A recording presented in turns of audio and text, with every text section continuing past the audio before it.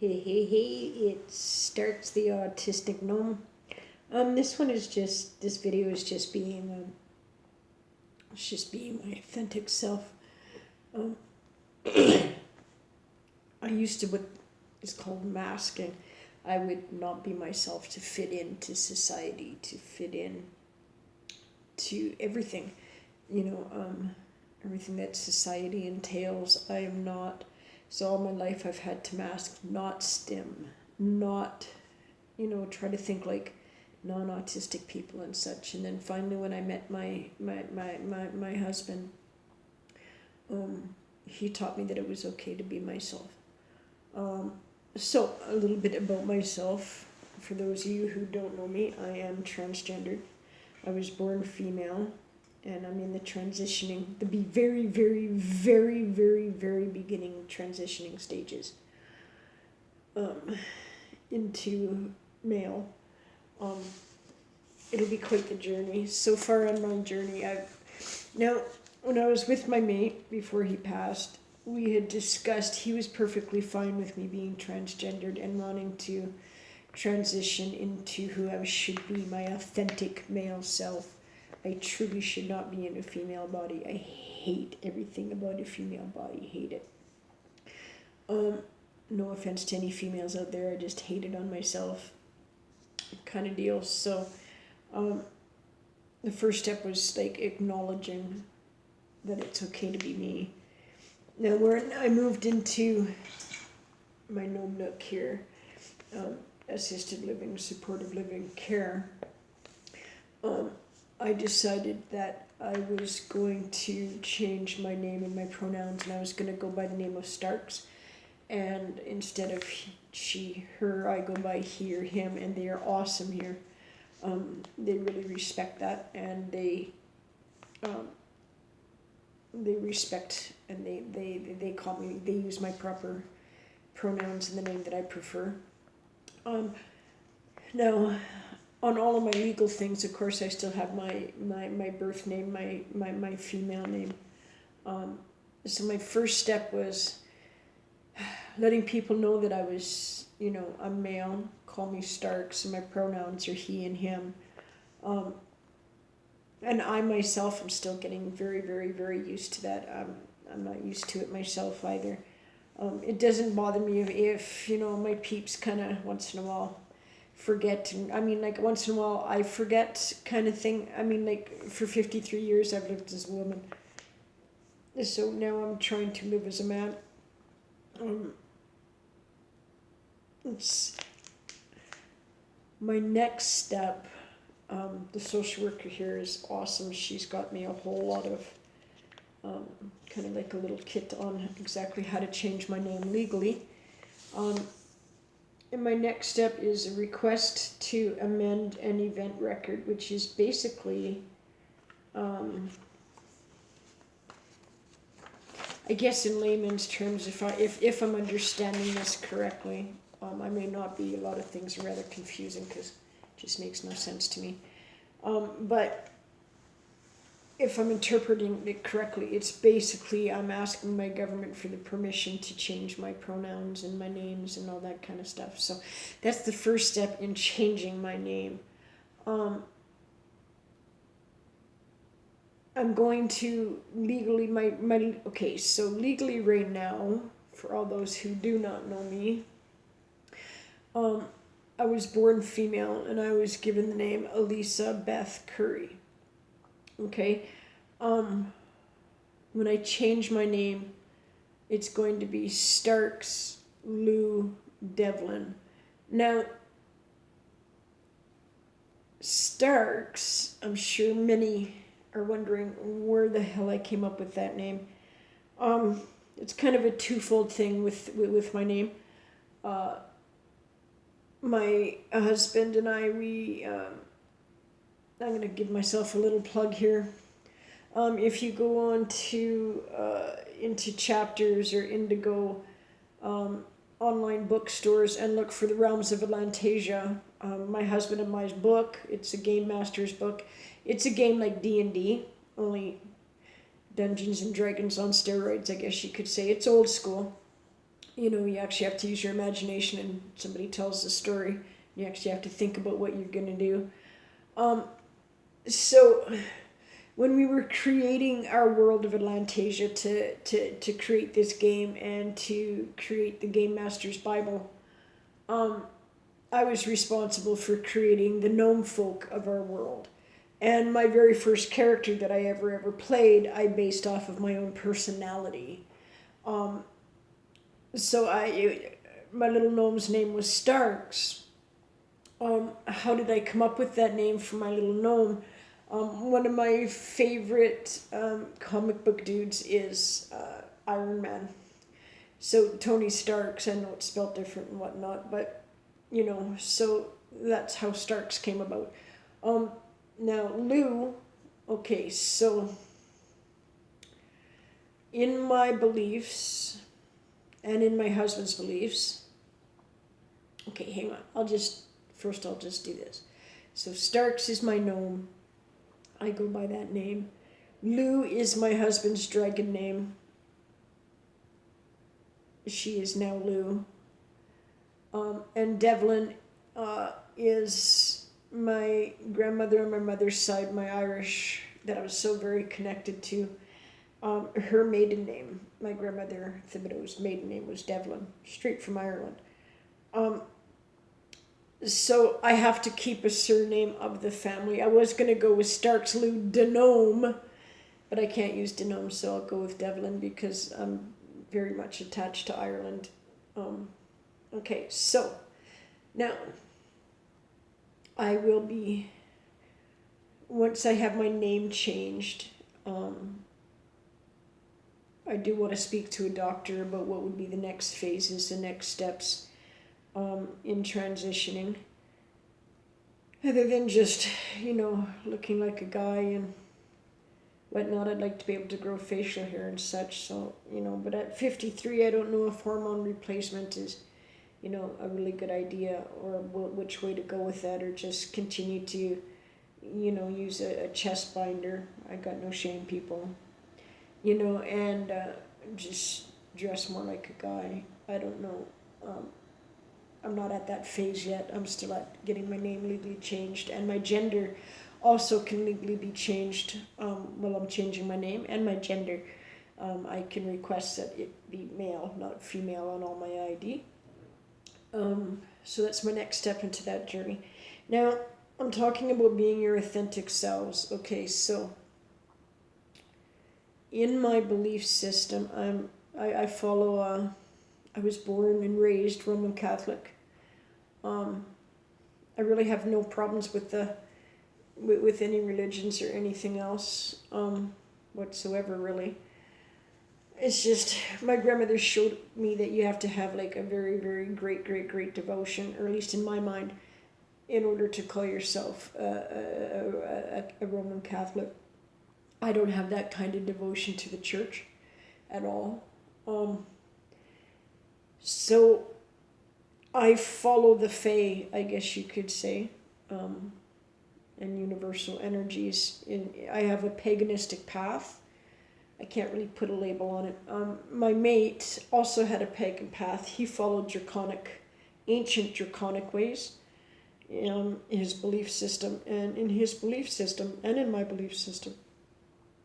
Earth is kind of like a school to teach you the lessons that you need to be your true self.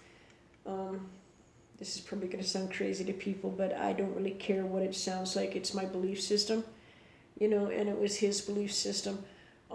So you reincarnate back here on Earth. It's kind of like a nursery school kind of thing to teach you the lessons of your true self.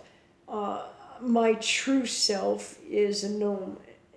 John's true self was a dragon. When you've learned all your lessons, you need to be your true being, not human, but your true being. That's your last life here on Earth, and then you ascend to where your true being comes from. He is in a realm where there are dragons. I'll go to the realm of the Fae when it's my time to be within my gnome within. I feel like this is my last life here on Earth for my lessons as a gnome, and I'm just basically waiting out time at this point in time. And then I will join my dragon in my next life, in my afterlife. So he's a female dragon, was a male human, female dragon in his last life. My last life, I'm a female human and a male gnome. I just really connect with my male side. So when I say the autistic gnome, I'm being true to myself, being true to my true being. That's, the main reason I am involved with gnomes. Okay, so many of you may think, wow, this dude, he lives in a whole different reality. Well, yeah, being autistic alone, I live in a whole different reality. My world is way different than a non-autistic person's world. Way different. I see things differently. I feel things differently. I think things differently than a non-autistic, and I don't fit in really any area. Like I don't have a tribe per se, a community that I actually fit in or I belong in. My belief systems, okay, I still hold some of my Catholic teachings true to my heart. Treat others as you'd want to be treated, all that kind of nice stuff, and helping other people out and such. And then, so I don't fit into the pagan world because of my Catholic upbringing. I don't fit into the Catholic world because of my paganistic ways. I don't fit into the female world because I'm more masculine. I don't fit into the masculine world because I was born female. I sort of kind of fit into the LGBTQ community, I think. I'm not even really sure on that anymore. I used to think that I was just lesbian, but now that I have realized that I'm transgender, I don't even know anymore.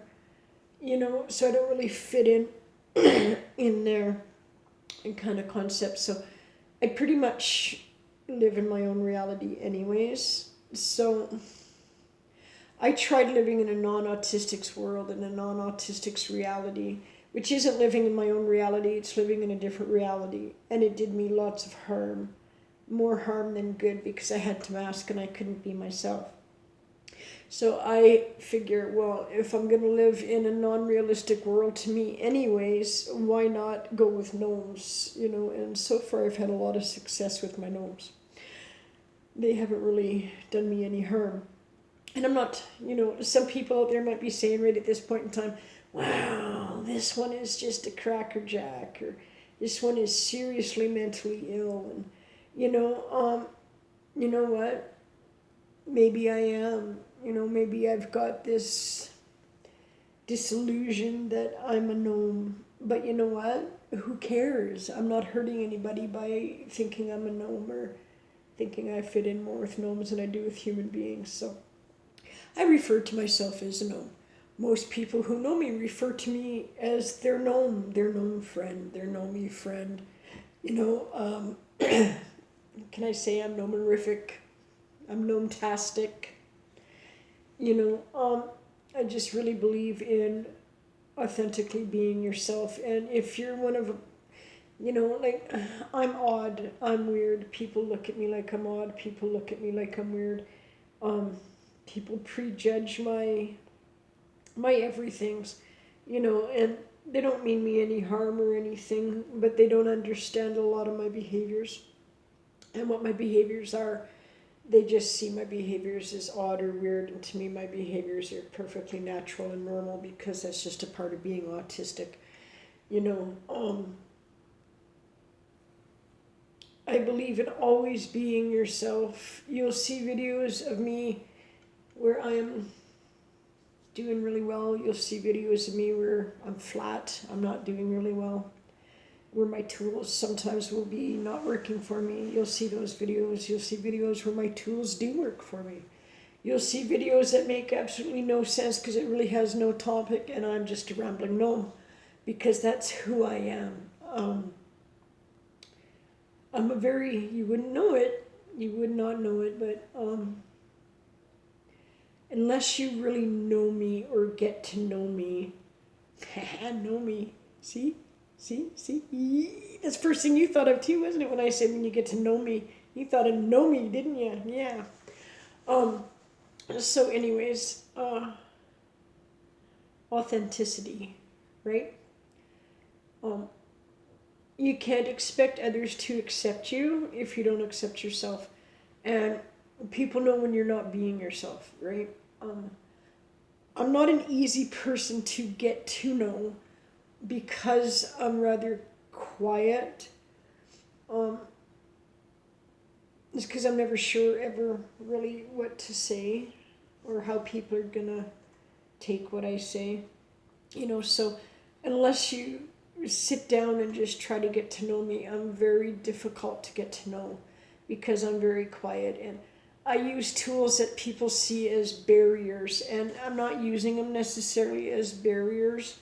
I guess there's a small part that might be, but I mean, like, and I do the same thing. Like, if I walk past somebody on the street who's got headphones in, I'll smile maybe, but I don't verbalize. I don't say hello because they can't hear me anyways. So it kind of puts up that barrier, even though it's not meant to be a barrier. I use my headphones when I go to eat here, so it blocks out the sound. It blocks out all the noise, so that I can actually sit there and eat my meal without fight or flight, right? Um, but for somebody who doesn't know me and doesn't know that, if they see me with my headphones on, I come across as not very approachable. Kind of like I'm hiding type deal. My head will go down if you try to pass me, like, anywhere. If I pass somebody, my head automatically goes down. I don't know if that's a defense mechanism, but my anxiety goes up when I pass somebody, whether it's in the hallway here, and like even if it's somebody I know, like my heart just starts to just race when I'm starting to approach somebody or somebody starting to approach me, whether it's somebody I know or not, my heart just races, and it just kind of freaks me out a little bit. So that could be why I immediately put my head down. And there could maybe be self-esteem issues in there too, kind of deal. So I'm not easily approachable, but some people, like, if you take the risk and try to get to know me, I'm very personable, I'm very approachable, and I'm very open. Um, People can ask me anything, and maybe I'm a little bit too open. I don't know. I don't think there's any such thing as oversharing of information or too much information or information bombing or whatever the hell it's called. The more detail and the more information that I know about somebody, the more comfortable I am with that person because I can relate better, kind of concepts. So, yeah, I got no idea where I was just going with that. It's been a kind of a long day, not a bad day.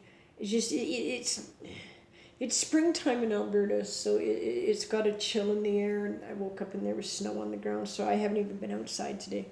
Not even, I mean, like, I quit smoking, oh, dare me today, Friday, sometime this week, earlier this week. Actual cigarettes, I'm just down to the vape pen now, and I mean, I can't even really be bothered to go out and, like, I'm not craving it or anything, so hey, I'll just ride it out and see how it goes. So anyway, yeah, stay true to yourself. I know at times it's hard, at least I find it hard because I have huge self-esteem issues. I've never thought that I was, worth getting to know or that I'm interesting or anything else. And I often still think that, but it's a habit I'm trying to get out of is the negative self-talk. So, kind of concept, I'm trying to become more confident in myself. Maybe once I can be my true self, my name change will be the best. I think I can't wait. It's going to be like so really awesomely cool. It's going to take a while though, because there are some fees for some of the things that I have to apply for, and I'm going to have to figure out a way to generate some extra coin or whatever in order to be able to save up enough to, you know, I mean, like, it's not like thousands of dollars or anything, but currently right now, like, even $120 to me is like, might as well be 2 million kind of deal. So, but I'm working on it. You know, I'm gonna figure out a way to generate some extra coin in a legal manner. No worries, people. So yeah, I just wanted to, you know, I don't know, just people know when you're not yourself, and they react to that in a more negative way than if you're just yourself, whether that self is odd, smart, weird, what people see as childish, or, you know, it doesn't matter what other people think. It really doesn't. It all comes down to what you think about yourself. At least that's what I'm learning, you know. So anyhow, this is Starks the Autistic Gnome, and don't forget to subscribe, share, like, throw on the notifications, you know, if you like to watch these. I mean, to be honest with you, I don't even know where these are all going. I'm just really having a lot of fun, and I'm really quite enjoying this, and it's an interesting way for me to come out of my shell kind of deal. So I don't know, maybe it's a learning tool for some people.